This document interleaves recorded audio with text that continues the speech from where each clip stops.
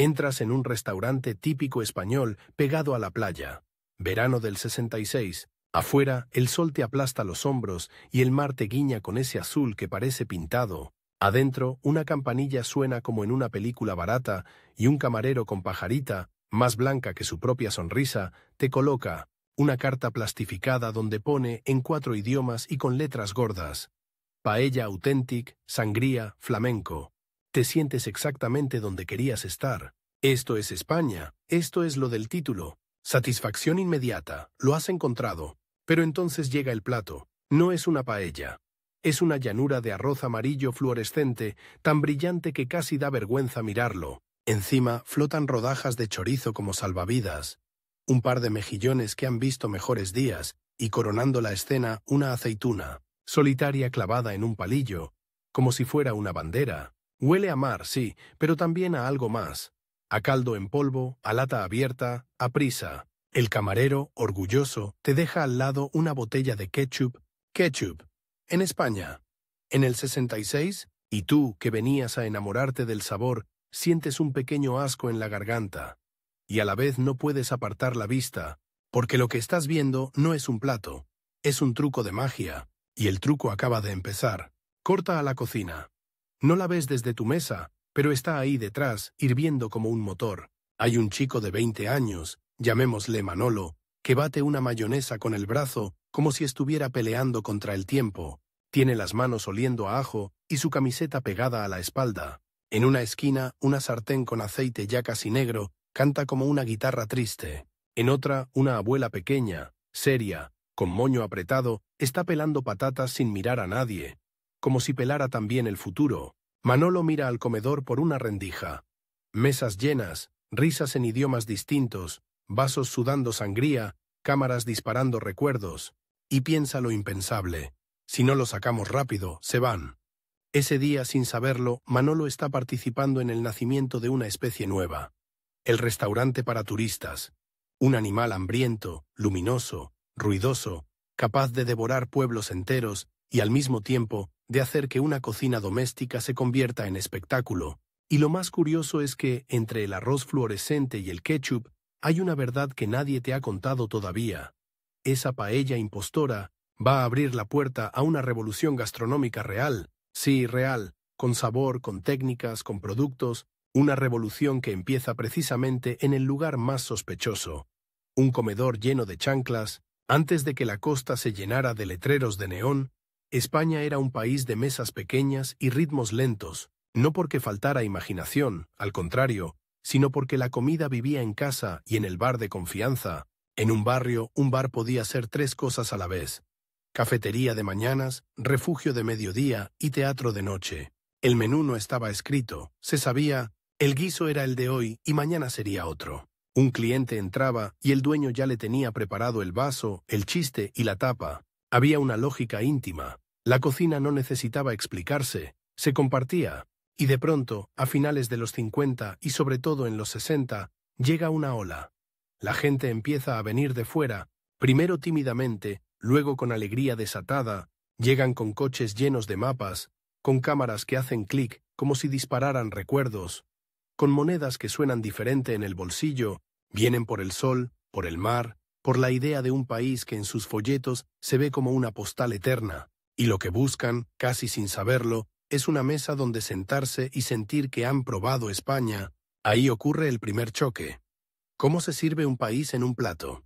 Porque un turista no pide lo mismo que un vecino. El vecino pide lo de siempre, y eso puede ser cualquier cosa. El turista pide lo típico, y lo típico es una palabra peligrosa. Simplifica, reduce, empaqueta. Es como si te dijeran, dame un resumen comestible de todo esto. Y cuando alguien te pide un resumen, tú puedes hacer 2 cosas. O le das una verdad concentrada, o le vendes un póster. Al principio, muchos restaurantes venden pósters. Nacen las cartas con toros dibujados, con bailaoras en rojo, con paellas gigantes que parecen hechas para alimentar a un equipo de fútbol. Se inventa el menú turístico. Primero sopa, luego paella o pollo asado, después flan.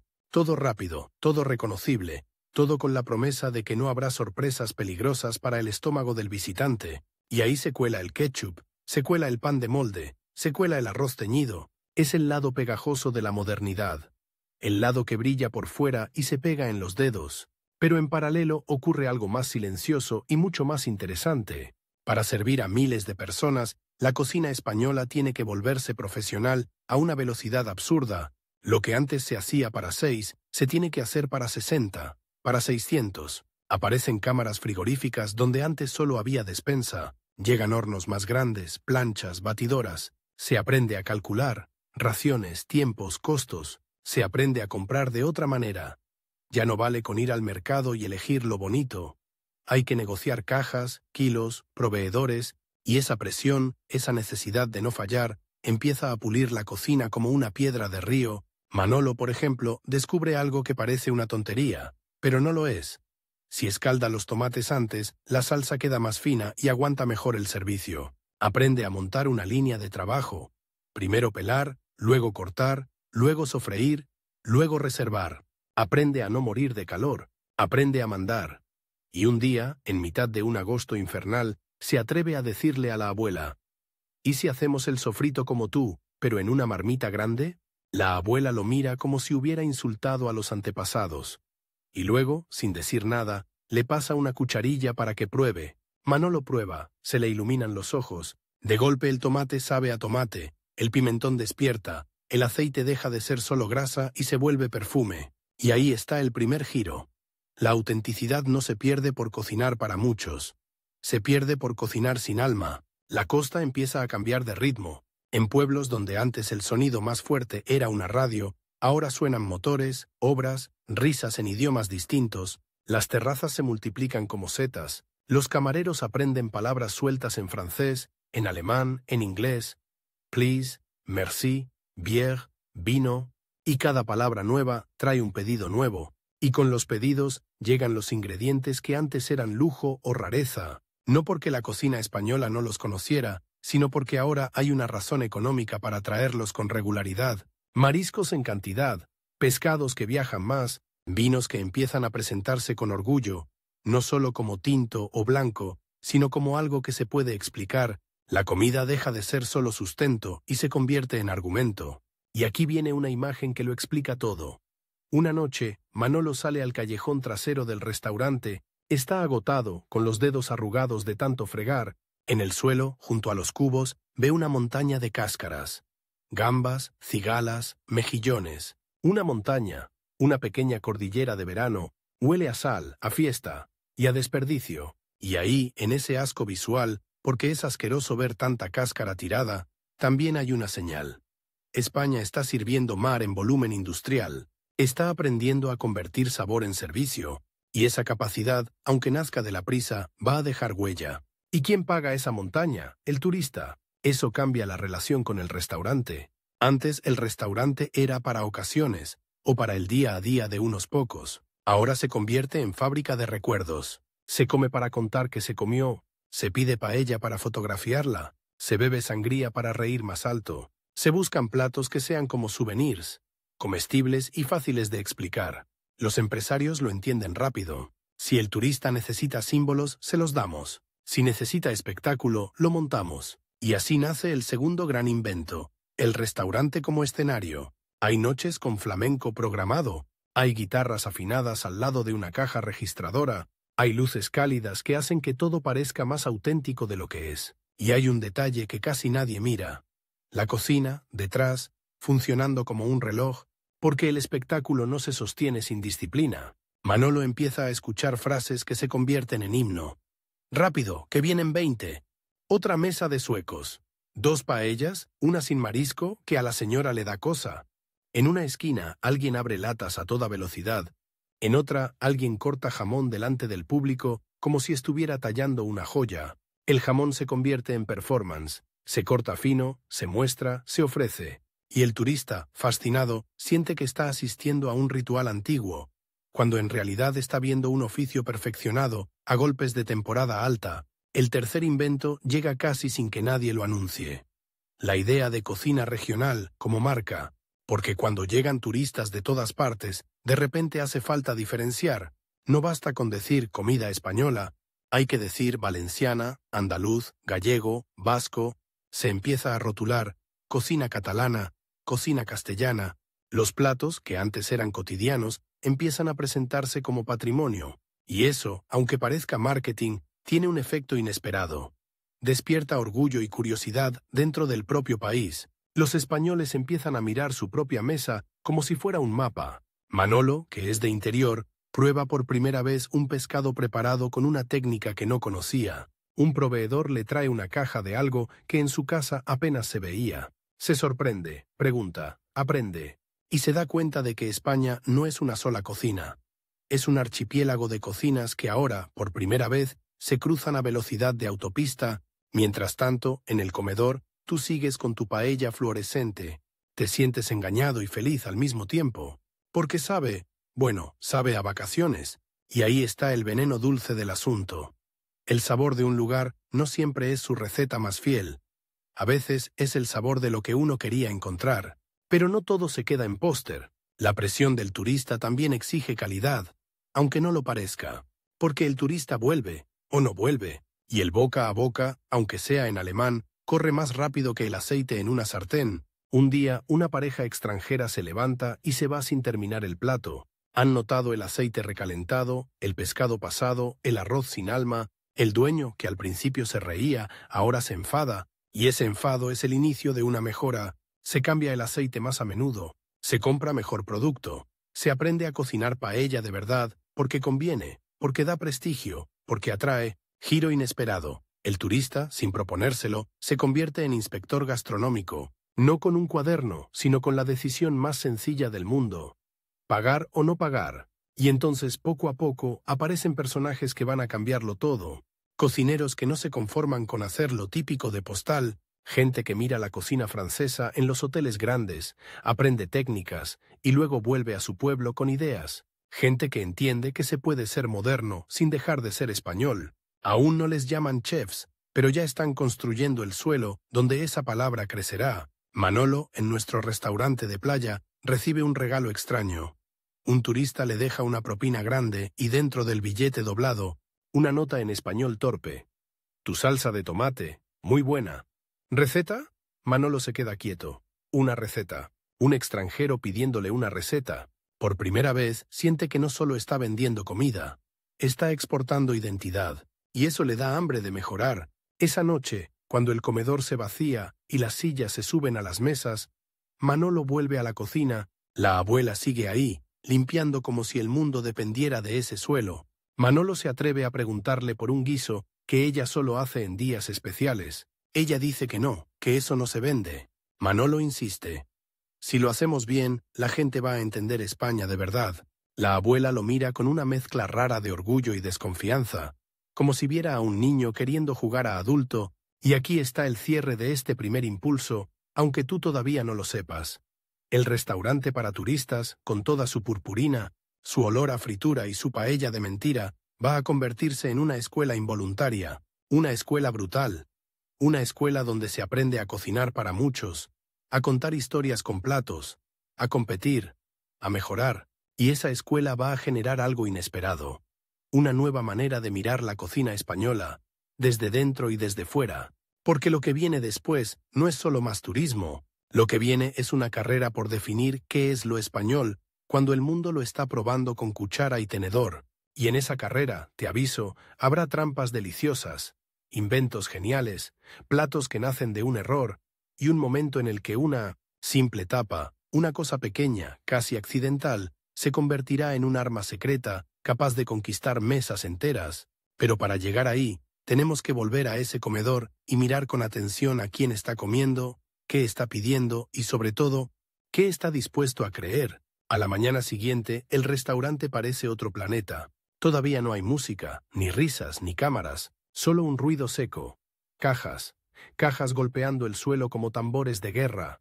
Culinaria. Son las 5:15 y el aire huele a sal y a gasóleo. Por la puerta de atrás entra un proveedor con una camiseta empapada y una libreta llena de números. Detrás, dos chavales arrastran un bloque de hielo enorme, translúcido, como si estuvieran moviendo un diamante robado. Encima del hielo, pescado, mucho pescado, ojos plateados mirando al techo, bocas abiertas como si aún quisieran decir mar. Manolo abre una caja y siente el bofetón del olor. Vida concentrada. No hay nada romántico en esto, es logística pura. Pero es una logística nueva, gigante, acelerada. La cocina que ayer era una lucha contra el tiempo, hoy es una lucha contra el volumen. Y el volumen lo trae una palabra que no cabe en la olla. Temporada. Temporada alta.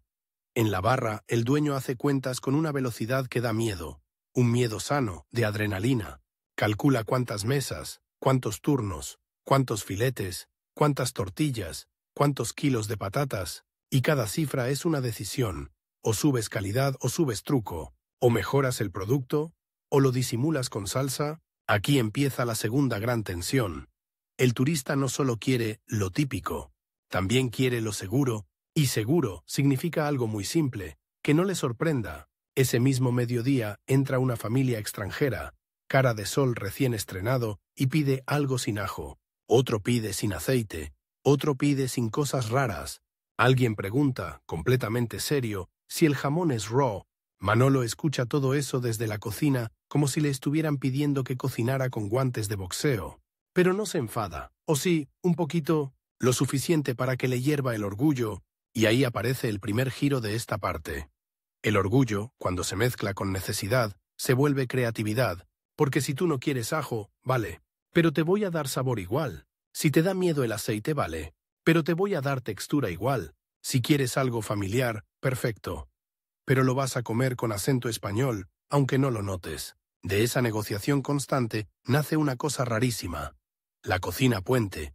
Platos que se entienden en cualquier idioma, pero que por debajo esconden técnicas y productos locales, filetes empanados que se vuelven milanesas de costa, ensaladas que parecen simples, hasta que les cae un chorro de buen aceite y de repente el plato se despierta. Sopas que se sirven con pan tostado para que el visitante no se pierda. Y el restaurante empieza a hablar dos lenguajes a la vez, el del turista y el de la tierra. Y entonces, en medio de ese caos, llega un invento que va a cambiar la forma de comer en media España.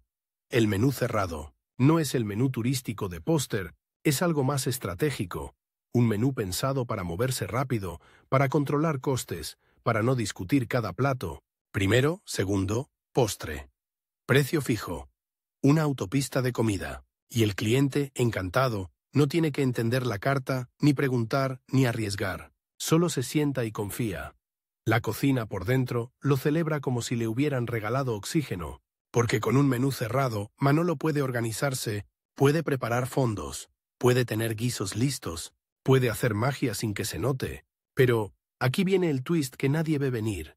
Ese sistema, creado para turistas, empieza a contagiar a los locales, porque los trabajadores del pueblo miran esas mesas llenas, esos platos que salen como metralla de sabor, y piensan, oye, ¿y por qué no? Empiezan a aparecer menús asequibles también para quien vive allí. La idea de comer fuera deja de ser ocasión y se convierte en rutina. El restaurante deja de ser un templo de domingos y se vuelve un engranaje cotidiano, y eso dispara un cambio brutal. El restaurante ya no es solo un sitio donde comes, es un sitio donde aprendes a comer distinto. Ahora te llevo a la calle, al paseo marítimo. Es tarde, el suelo todavía está caliente y hay un fenómeno extraño. Carteles. Carteles por todas partes. Bar, restaurante, marisquería, grill, self-service. Sí, self-service. Suena moderno, suena importado, suena a que te vas a levantar con el plato en la mano como si fueras a una expedición. Y en algunos hoteles, efectivamente, aparece el buffet. El buffet es un animal nuevo en el ecosistema español. Una mesa larga como una pista de aterrizaje, llena de bandejas que brillan bajo lámparas, huevos, salchichas, panecillos, y de repente, al final, como un guiño, una tortilla de patatas cortada en cuadrados perfectos, la tortilla convertida en geometría. La abuela de Manolo, si la viera, se santiguaría, pero en secreto se quedaría mirando, porque hay algo hipnótico en ver lo tradicional convertido en producción. Aquí el espectáculo cambia de forma. Ya no es el camarero con pajarita, es la abundancia, y la abundancia tiene un efecto inesperado en el paladar. Educa, aunque sea por comparación, el turista prueba 10 cosas en una semana y empieza a distinguir, esto está seco, esto está bueno, esto sabe a verdad. Y esa capacidad de distinguir presiona al restaurante de al lado, y al de al lado, y al de al lado. Competencia. ¿Quieres tensión narrativa? Aquí la tienes. Los restaurantes empiezan a pelearse por el recuerdo que te llevas en la boca. Unos optan por lo fácil. Carteles enormes, paellas gigantes expuestas en la entrada como trofeos, otros, en cambio, descubren un arma secreta. Lo pequeño, la tapa. La tapa ya existía como costumbre de bar, como gesto, pero en estos años se convierte en estrategia, porque el turista, antes de sentarse, duda, y la duda se combate con una mordida. Una tapa es un prueba esto sin compromiso. Es un bienvenido que no necesita traducción. Y cuando un turista se come una tapa buena, se queda. Así nacen barras que parecen escenarios. Montañas de aceitunas brillantes, anchoas alineadas como soldados felices, pinchos con palillos, que parecen pequeñas antenas, croquetas doradas que crujen como si contaran secretos. El turista se queda mirando como si estuviera en un museo, pero un museo donde puedes comerte las obras. Manolo empieza a experimentar. Un día, por cansancio, mezcla restos, un poco de bacalao, una salsa, pan, sale algo buenísimo. Lo prueba el dueño y dice, eso lo ponemos en la barra. Y de pronto, esa improvisación se convierte en especialidad de la casa. Segundo giro, muchas tradiciones nacen por accidente, y luego se cuentan como si hubieran existido siempre. Pero la historia no va solo de tapas, va de cómo la cocina aprende a presentarse. Entra en escena un objeto humilde y peligrosísimo. La carta traducida. Al principio traducir era un chiste.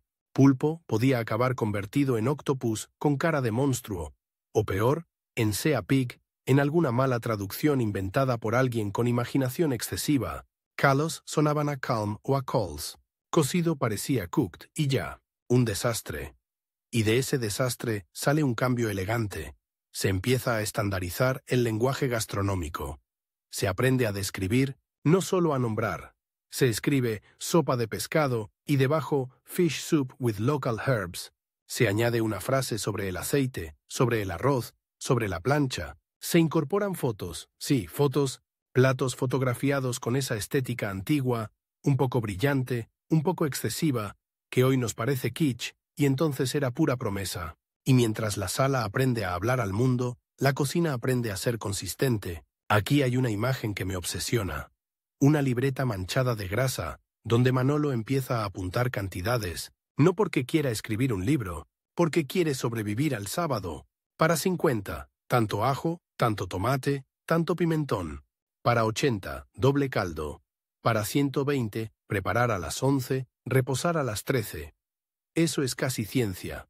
Y esa ciencia, aplicada durante años, crea algo que antes era rarísimo. Recetas reproducibles. La cocina deja de depender solo de la memoria y empieza a depender de método. Y cuando aparece el método, aparece otra cosa.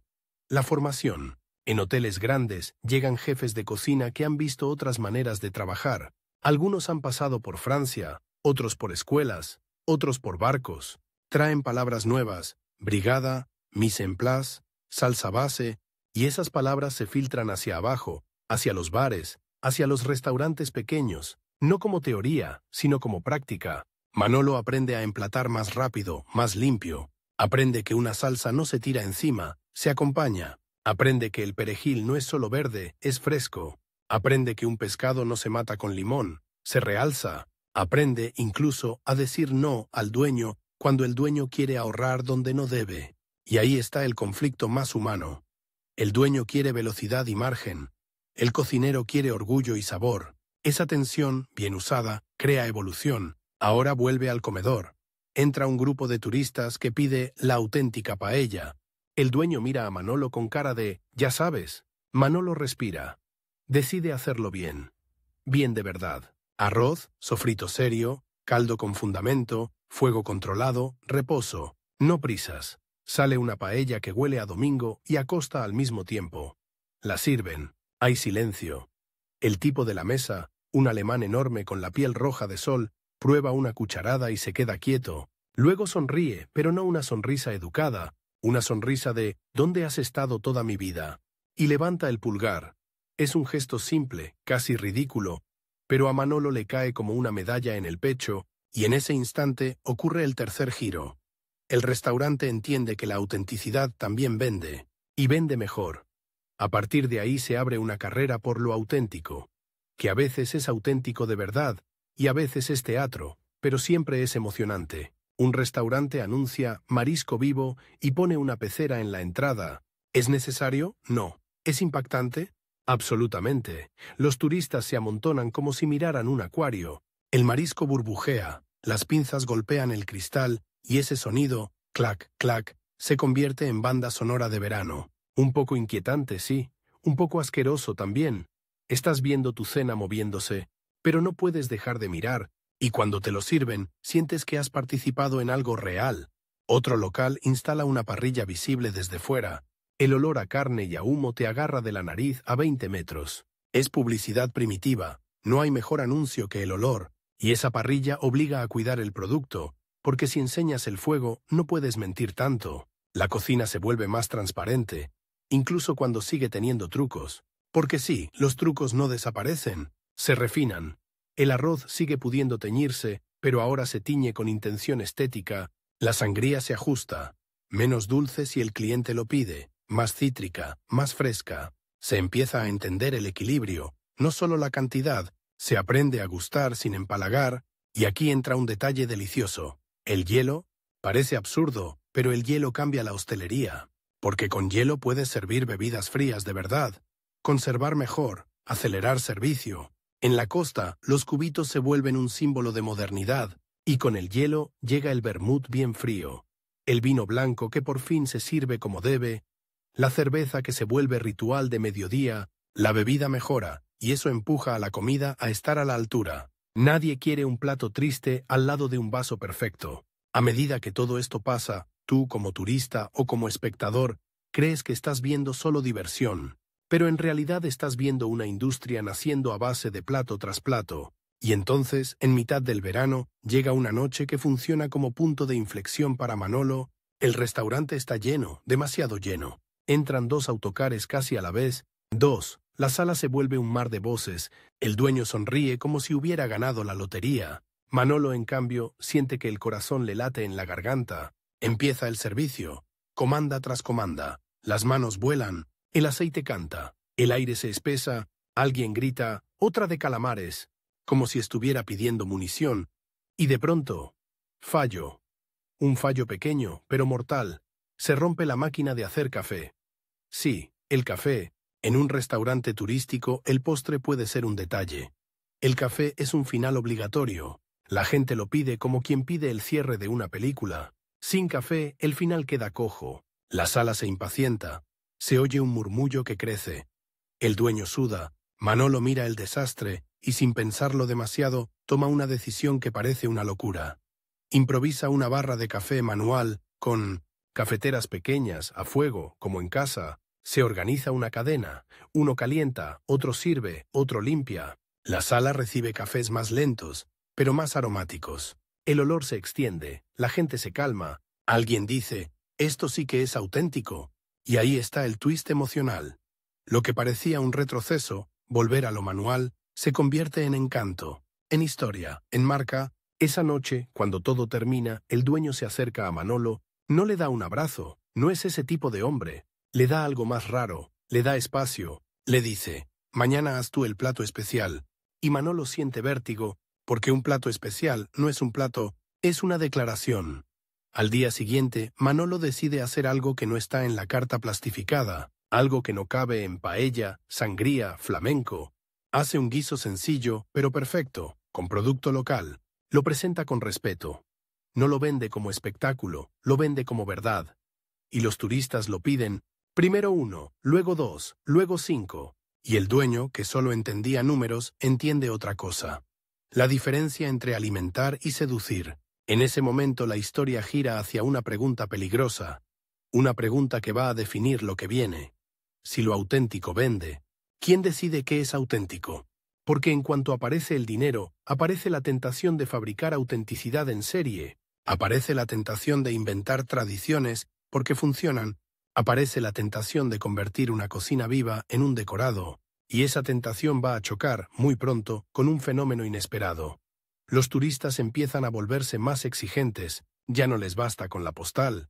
Algunos han viajado más, han probado más, comparan, empiezan a buscar el sitio donde comen los locales.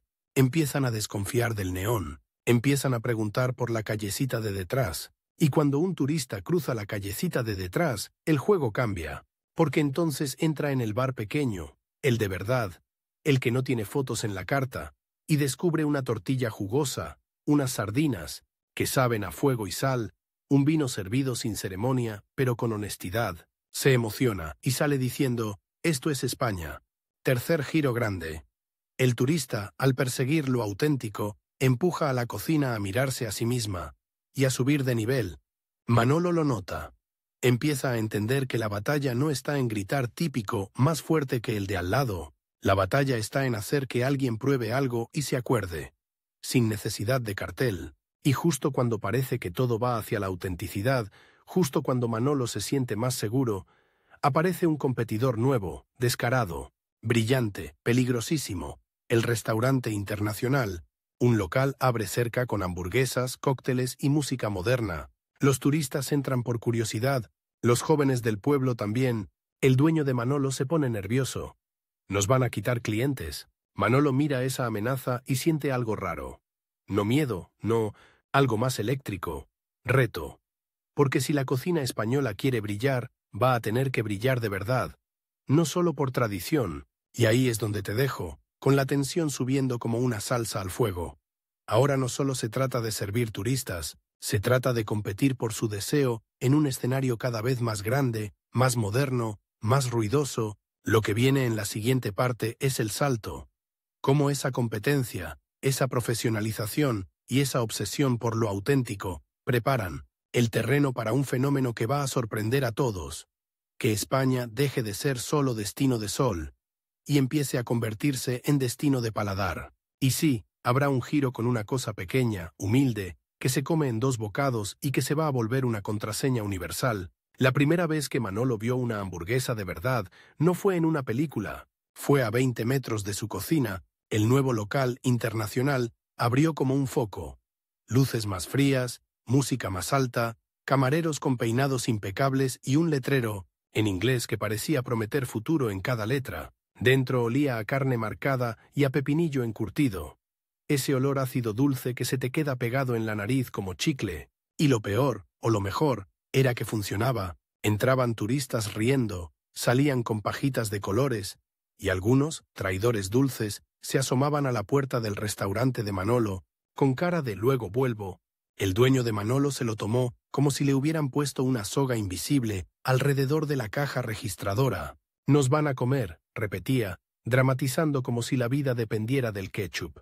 Mientras el mundo, efectivamente, se estaba llenando de ketchup. Manolo, en cambio, no se hundió. Se quedó mirando el letrero del otro local con una idea sucia y brillante. Si el turista busca familiaridad, vale. Pero aquí la familiaridad va a tener sabor de aquí. Y así, en una noche sofocante, empezó la carrera más rara de la cocina española.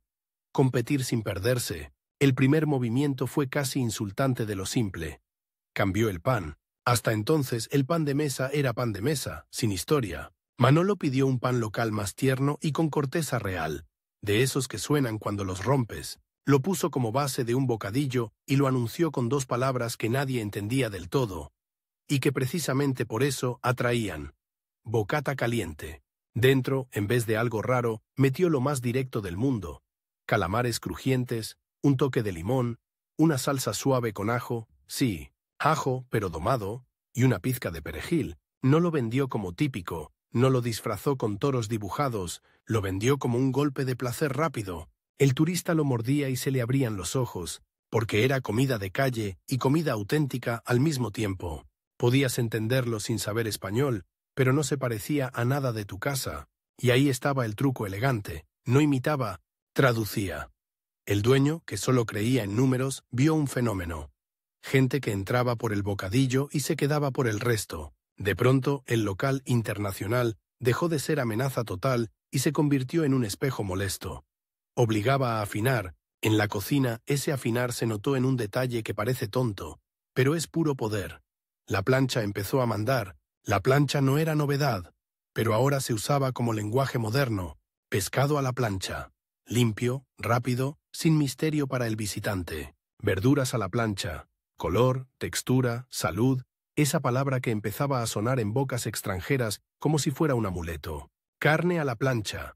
El grill español, sin necesidad de decirlo en inglés. Y en esa plancha, Manolo descubrió un secreto que le cambió el carácter. El punto exacto es una forma de seducción. Ni seco ni crudo, exacto. Y cuando logras exacto para una mesa, luego para 10, luego para 100, te conviertes en alguien peligroso. Peligroso para la competencia, claro. Te vuelves confiable. Te vuelves ese sitio al que hay que ir. La tensión subía, porque no competían solo los restaurantes, competían los destinos. En los paseos marítimos aparecían locales como setas, marisquerías con peceras, asadores con el fuego a la vista, bares de tapas que eran un carrusel de aromas, cada uno intentaba agarrarte por un sentido distinto. El olor, el color, el ruido del aceite, el crujido de una corteza.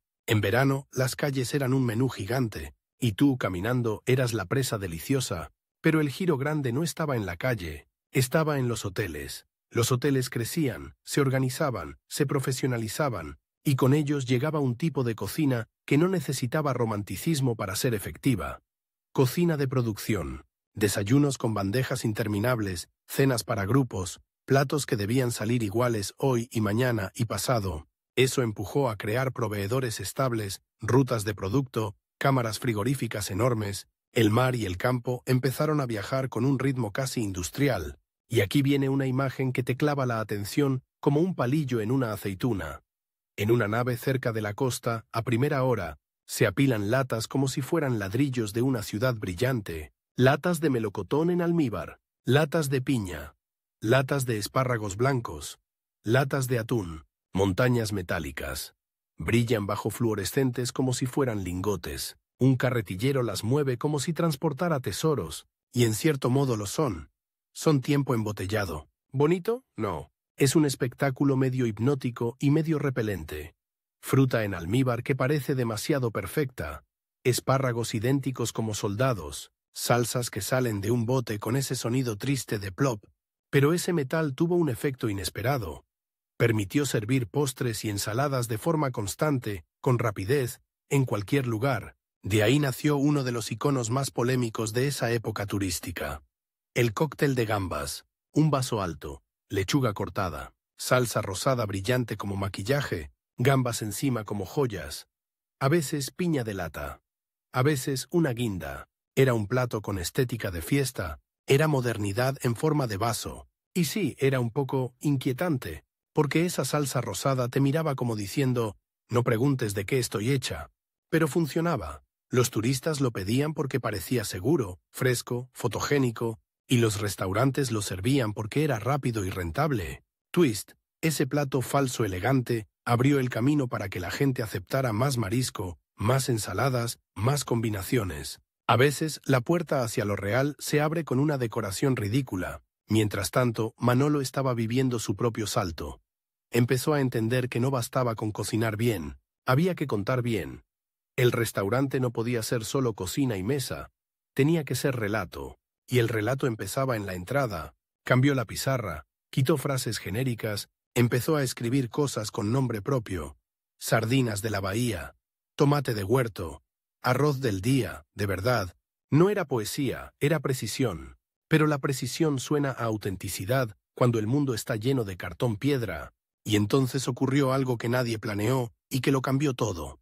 Apareció la recomendación, no una recomendación oficial, no una estrella ni un premio, algo más simple y más potente, una frase repetida. Un turista dijo en el hotel: hay un sitio donde el arroz sabe a mar. Otro lo contó en una postal: no te vayas sin probar el bocata de calamares. Otro lo soltó en una conversación en la piscina, y esa conversación se multiplicó. En pocos días empezaron a llegar clientes preguntando por lo del arroz, y esa pregunta fue como una contraseña. Manolo entendió que su cocina había dejado de ser anónima. La sala se llenó de un nuevo tipo de energía, gente que venía con expectativa, y la expectativa es una bestia hambrienta. Si la alimentas, te hace famoso. Si la decepcionas, te devora. Así que Manolo se volvió obsesivo, no con el lujo, sino con el detalle. Cambió el aceite antes. Probó el caldo siempre, dejó reposar el arroz lo justo, aprendió a decir no a la prisa cuando la prisa mataba el sabor, y con esa obsesión llegó una escena que parece pequeña, pero es el centro de todo.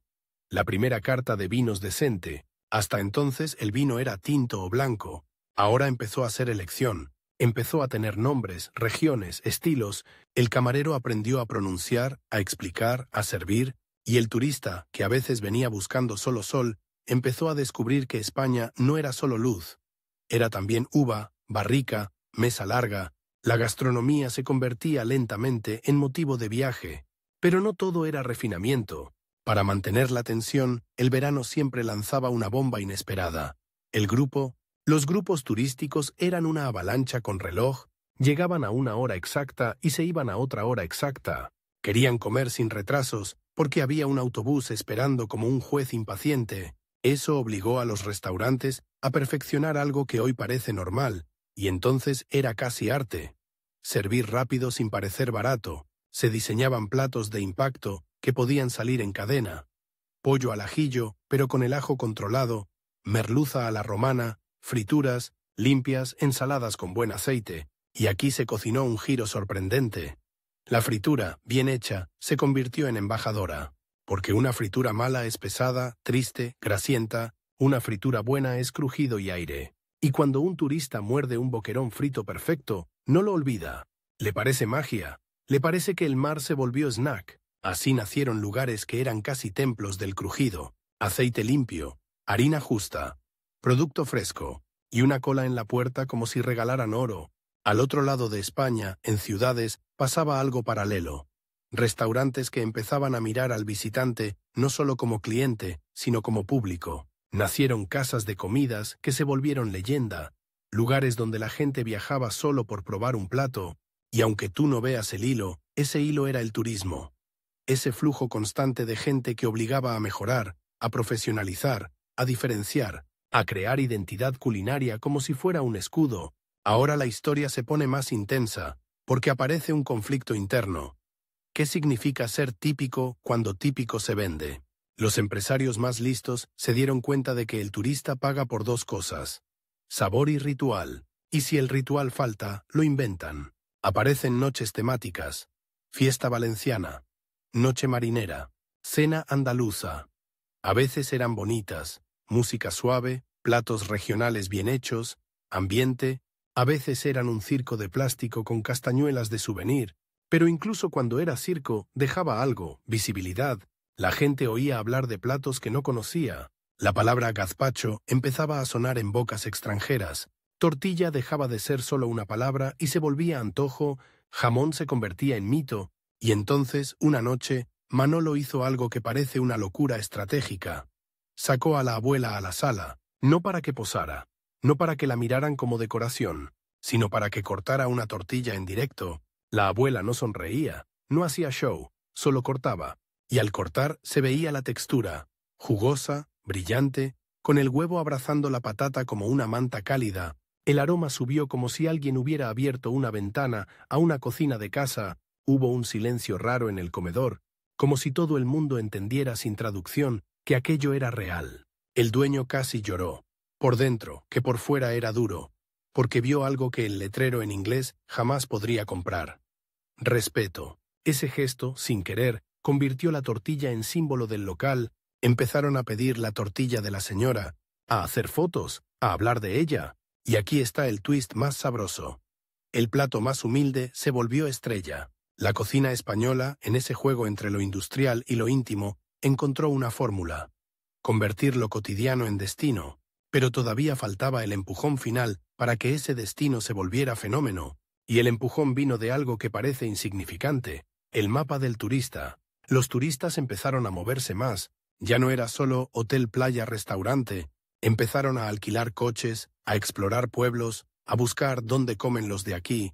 Y esa búsqueda creó rutas invisibles de comida. De pronto, un pueblo interior podía llenarse por un plato de cordero, un puerto pequeño podía ser famoso por su pescado, un barrio podía volverse legendario por sus tapas. La comida se convertía en brújula. Manolo lo notó porque empezaron a llegar clientes distintos.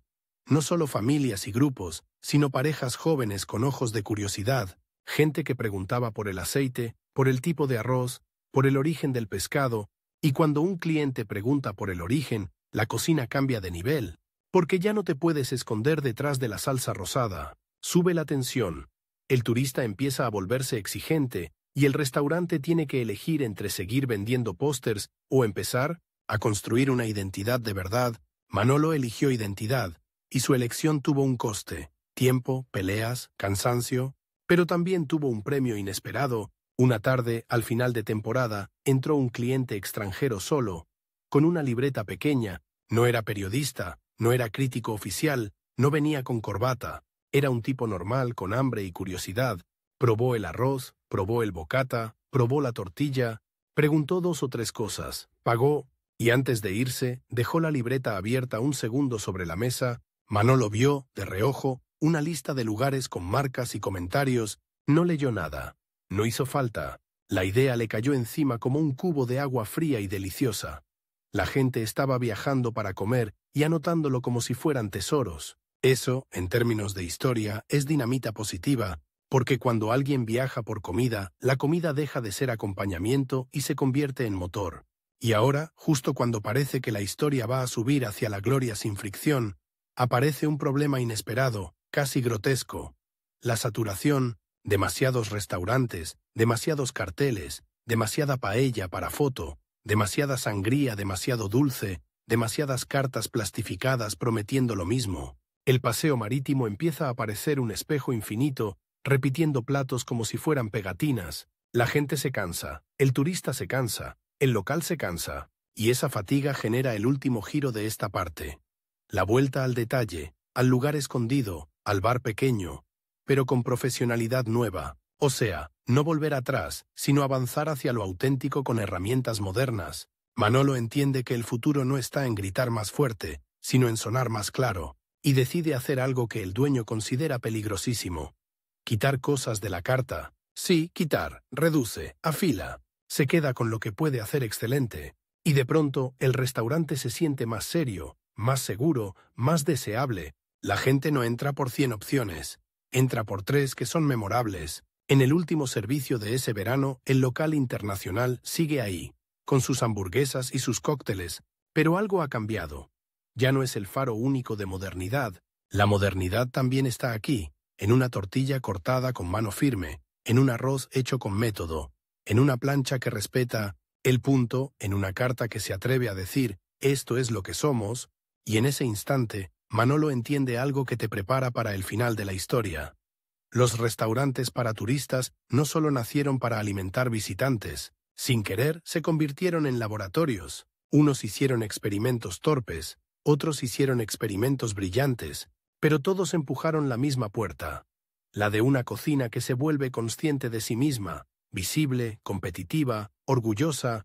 La pregunta que queda colgando, y que nos lleva directo a lo que viene, es esta: cuando un país se descubre a sí mismo a través de la mirada del visitante, ¿qué hace después con esa nueva identidad? Porque la próxima fase no va a ser solo tener restaurantes para turistas, va a ser algo más ambicioso, más eléctrico.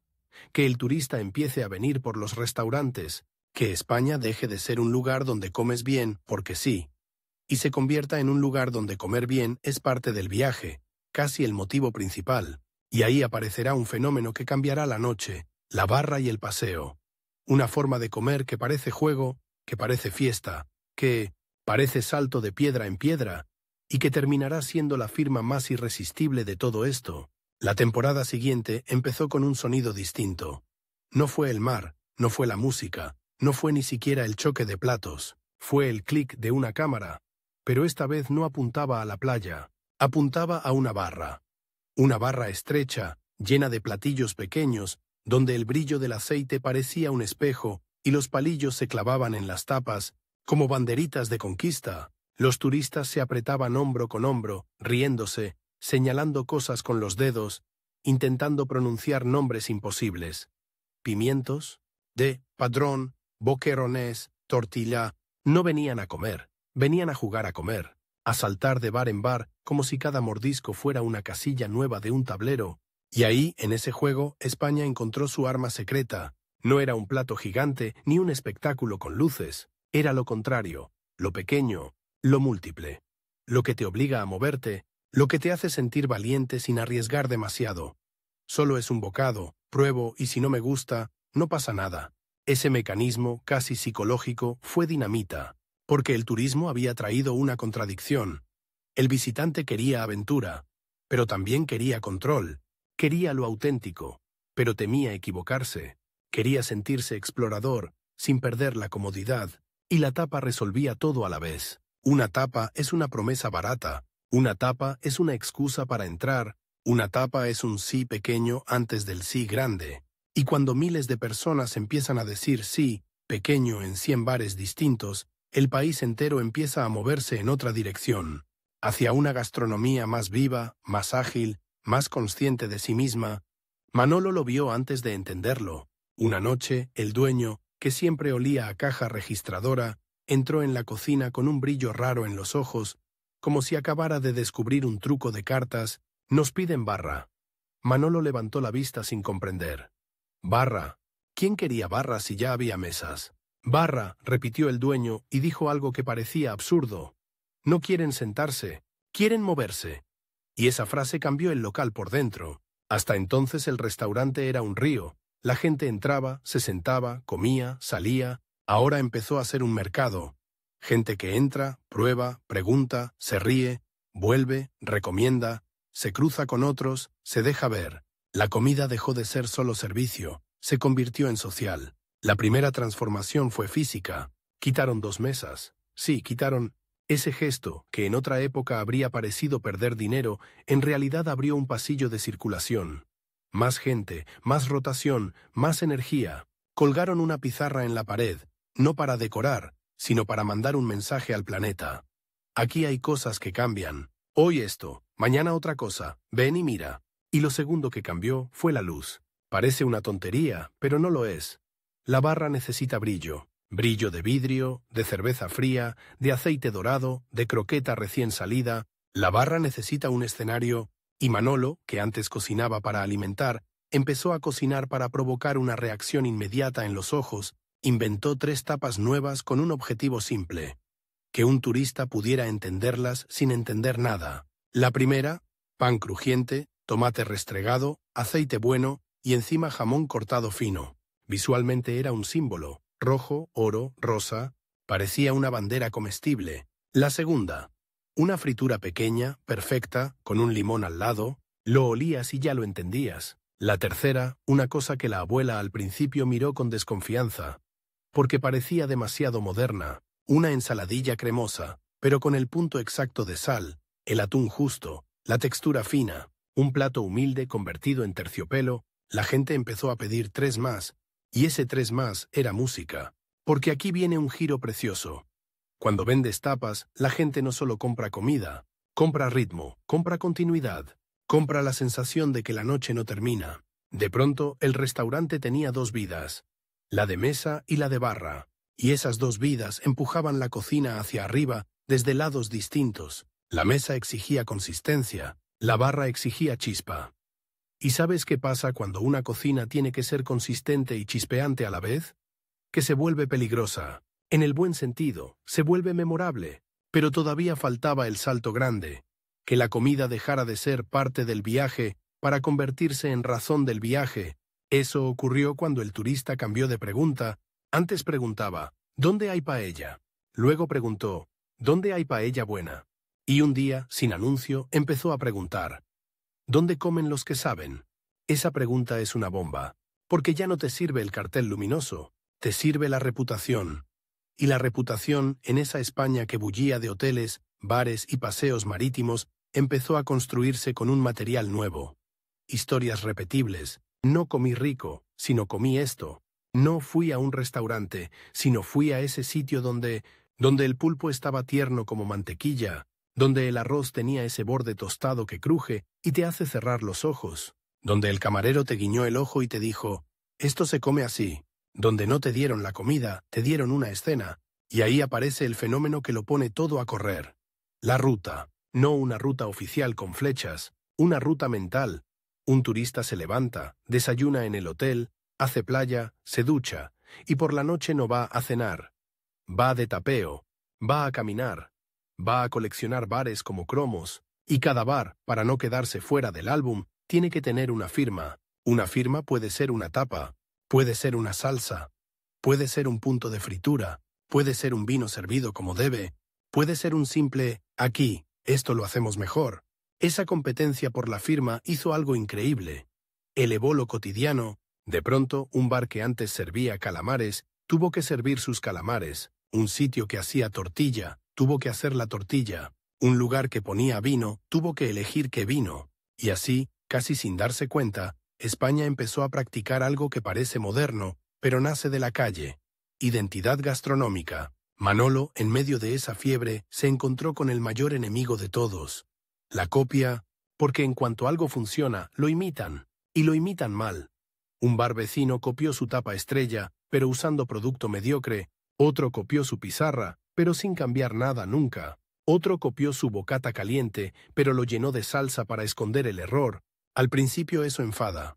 Luego, si eres listo, te obliga a mejorar. Y Manolo se puso obsesivo con la única defensa real contra la copia. El detalle que no se puede falsificar, el aceite, el punto, el tiempo, el respeto. Aquí va una imagen que se te queda pegada. Al final de una noche de barra, el suelo queda cubierto de palillos.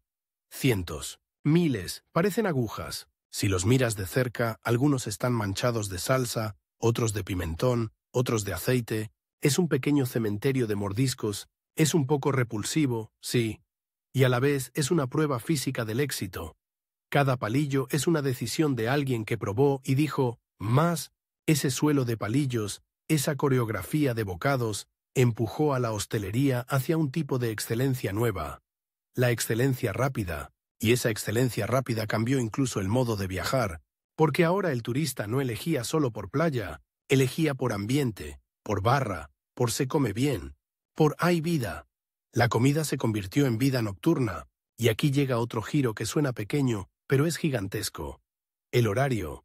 Con el turismo, los horarios se estiran, se flexibilizan, se adaptan. Se come tarde, se pica entre horas, se cena con la noche ya encendida. Los restaurantes y bares se vuelven escenarios de un país que aprende a entretener con comida, y esa elasticidad crea una cultura que hoy parece inevitable, pero entonces era un descubrimiento.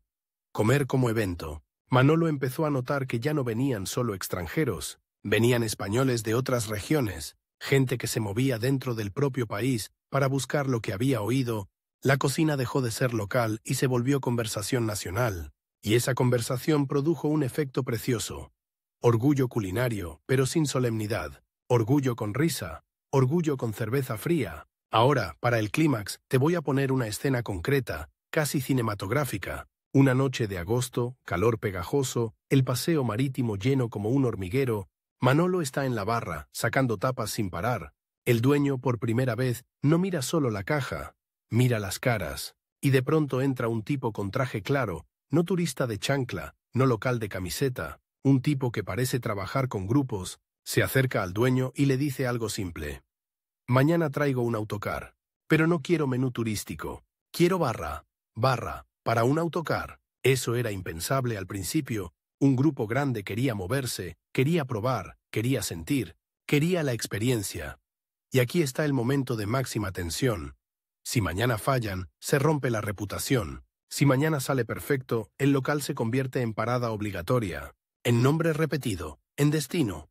Manolo no duerme, no por miedo oscuro ni por tragedias, por excitación y responsabilidad, porque siente que está a punto de demostrar algo, que la cocina española puede ser rápida y fina, popular y cuidada, alegre y seria a la vez. Al día siguiente, la cocina se convierte en una línea de montaje, pero una línea con alma. Preparan bandejas de pimientos que brillan como semáforos, croquetas en fila, esperando su baño de aceite limpio, pan crujiente cortado con precisión, tomate listo, aceite listo, sal lista, marisco preparado sin alardes, solo con respeto. El autocar llega, se abre la puerta y baja una ola humana, entran hablando alto, mirando todo, señalando, la barra los recibe como una fiesta. Empieza el movimiento, un grupo pide esto, otro aquello, se cruzan, se recomiendan. El ruido del lugar sube como música, y entonces ocurre el detalle definitivo. Alguien, en el grupo, prueba una tapa, se gira hacia los demás y suelta una frase que Manolo escucha desde la cocina como si fuera un premio. Esto es lo que veníamos a buscar. Satisfacción, exacta, la misma que te engancha desde el principio cuando un título no miente. Pero aquí viene el twist final, el que cierra el círculo. Esa frase no se dijo por un plato de postal, se dijo por algo pequeño, preciso, honesto. El turismo había empezado pidiendo símbolos fáciles, ahora estaba premiando el sabor real, y esa evolución, esa maduración del paladar visitante, empujó a la cocina española a florecer de verdad, no solo en cantidad, en calidad, en identidad, en método, en orgullo práctico. De pronto, lo que en un inicio eran restaurantes para turistas, dejó de ser una categoría menor. Muchos se convirtieron en laboratorios. Probaron formatos, aceleraron técnicas, elevaron estándares, crearon especialidades, enseñaron a una generación a cocinar para el mundo. La historia culmina con una imagen que, si la ves, la recuerdas para siempre. Final de temporada. La terraza casi vacía por primera vez en meses. El sol baja, el mar se apaga en naranja. Manolo sale con un plato sencillo, sin adornos. Una tapa que resume todo lo aprendido. Pan, tomate, aceite, jamón. 4 cosas, nada más. Se lo da a la abuela, que se sienta un segundo, cansada pero entera. Ella muerde. No dice qué moderno ni qué turístico. Solo mastica, mira a Manolo y asiente. Ese asentimiento es el cierre real de esta época gastronómica. La cocina de casa no fue reemplazada por la de turistas. Fue empujada, estirada, obligada a mostrarse, a explicarse, a perfeccionarse, y al hacerlo encontró nuevas formas de brillar, y si hoy el mundo viaja buscando barras, tapas, arroces, aceite, jamón, mar y fuego, una parte de esa historia nació aquí, en los comedores de playa, en las cartas plastificadas, en los veranos de volumen brutal, en la competencia por una mordida memorable. La paradoja deliciosa es esta. La cocina española floreció, en parte, porque tuvo que enseñarse, porque tuvo que servir su sabor como si fuera un idioma. Y, al traducirse, se entendió mejor.